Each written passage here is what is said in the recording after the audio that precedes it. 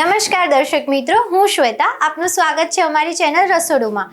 આજે અમે તમને લઈને આવી ગયા છે પ્રિયા પાંધીજીના ઘરે જામનગરમાં. પ્રિયાજી, આજે અમારા વ્યુઅર્સને તમે શું શીખવાડવાના છો? ભરેલ ભીંડાનું શાક, એને તળવાળી ભાજી પણ કહી શકીએ અને ભરેલ ભીંડા પણ કહી શકીએ. અચ્છા, ભરેલા ભીંડાનું શાક. Okay, excited. ચાલો શરૂ કરીએ. ઠીક છે. આમાં લસણ નાખ્યું છે, ડુંગળી નાખી છે અને ટામેટા નાખ્યા છે. આને અડકચરું કરી નાખ્યું છે. આમાં અહીંયા ભીંડા જોશે, રીંગણ જોશે, બેંગણ અને બટેકા ને ડુંગળી. હા, સ્લાઈસ કરી લીધી છે અને ડુંગળી જોશે. આપણે વઘાર નથી કરવાનું, એમને એમ કાચું જ રાખવાનું છે. એમને એમ કરીશું આપણે. હવે કરીશું સ્ટાર્ટ. અચ્છા મેમ, હાલ તમે કીધું કે આપણે શાકનો વઘાર નથી કરવાનો, તો આપણે વઘાર નહીં કરીએ તો ભીંડા ચીકણા રહેશે? ના, નહીં રહે, બરોબર જ થશે. તમે જોજો કેવી રીતના થાય છે. હવે એટલા માટે શીખવાડવા માટે આ રેસીપી મોકલાવી છે. ઓકે. આમાં હળદર નાખી, મરચું નાખીશું, ધાણા પાવડર, આમાં થોડું વઘાણી ને આ ગરમ મસાલો અને આ જીરું. ખાલી જીરું જ નાખવાનું, રાઈ નથી નાખવાની આપણને, કેમ કે આપણે વઘાર નથી નાખતા એટલે જીરું. પછી આને ટોચી લેવાનું છે. એટલે આપણે જે પહેલા અધકચરું લસણ ડુંગળીને કરી એમાં કરેલા છે, એમાં જ આપણે આ બધા રોજિંદા મસાલા નાખીને ફરી ક્રશ કરી લેવાનું છે. હવે આ ક્રશ થઈ ગયું છે. હવે એમાં આપણે તેલ નાખીશું આમાં જ. ઓકે, આમાં જ તેલ નખાઈ ગયું. હવે આપણું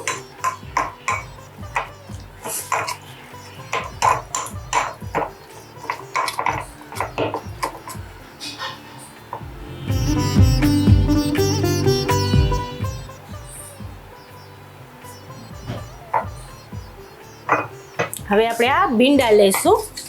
હવે આ ભીંડાને આપણે ભરી લેશું આ મસાલા વડે. ઓકે, આપણે આમ ભરી લેશું.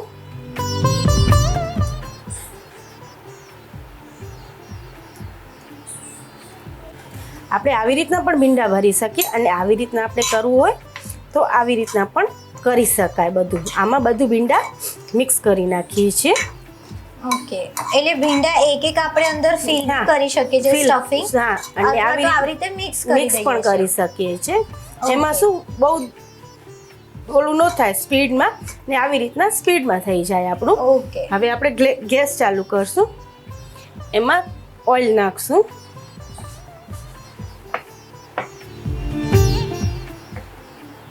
આપણે ઓઇલ નાખી દીધું છે. હવે જરીક ગરમ થાય ઓઇલ. હવે આપણે એમાં ડુંગળી નાખી દઈશું.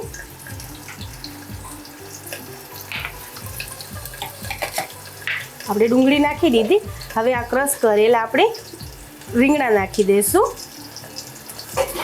એમાં હવે બટેકાઈ નાખી દઈશું આપણે ક્રશ કરેલા. હવે જે આપણે ભરેલા ભીંડા રાખ્યા છે આવી રીતના, એ પણ આપણે આમાં નાખી દઈશું.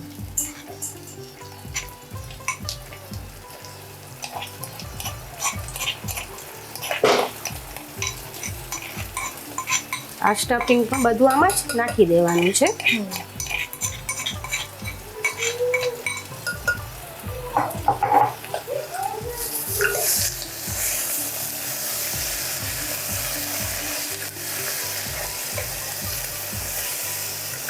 હવે જો આવી રીતના આપણે બધું મિક્સ કરી લેવાનું છે, એટલે આ બધું મસાલો મિક્સ થઈ જાય આમાં. હવે ગેસને ધીમા તાપે રાખી દેવાનું છે. હવે આપણે કુકર બંધ કરી દઈશું. આપણે વઘાર નથી નાખ્યું, પાણી નથી નાખવાનું, પાણી પણ નથી નાખતા, કાંઈ જ નથી કરતા. એમને હવે આપણે કુકરને ઢાંકી દઈશું. 20 મિનિટ જેટલું રાખશું એટલે થઈ જશે. ઓકે, હવે હવા નીકળી ગઈ છે વરાળ. હવે આપણું શાક જોઈ લઈએ કેવું બન્યું. ભરેલા ભીંડા રેડી છે. હવે આપણે આનાથી ઉપરથી મીઠું નાખી દઈશું થોડું. તેનાથી શું પાણીનો વાંધો ન આવે.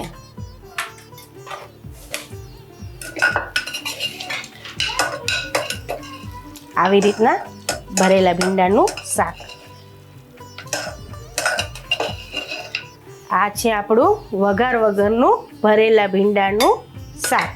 જેમાં આપણે પાણી પણ નથી વાપર્યું, કાંઈ જ નથી વાપર્યું, ડાયરેક્ટ વઘાર એમને એમ જ શાક બનાવ્યું છે.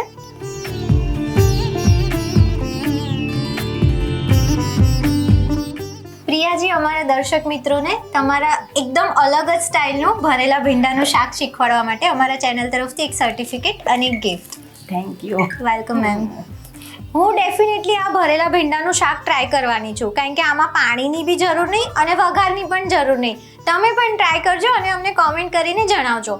અમારી ચેનલને જો હજી સુધી સબસ્ક્રાઇબ ના કરી હોય તો સબસ્ક્રાઇબ કરી દો અને બેલ આઇકન દબાવવાનું ભૂલતા નહીં, જેથી કોઈ પણ નવો વિડીયો આવે તો સૌથી પહેલાં નોટિફિકેશન તમને મળે. ધન્યવાદ.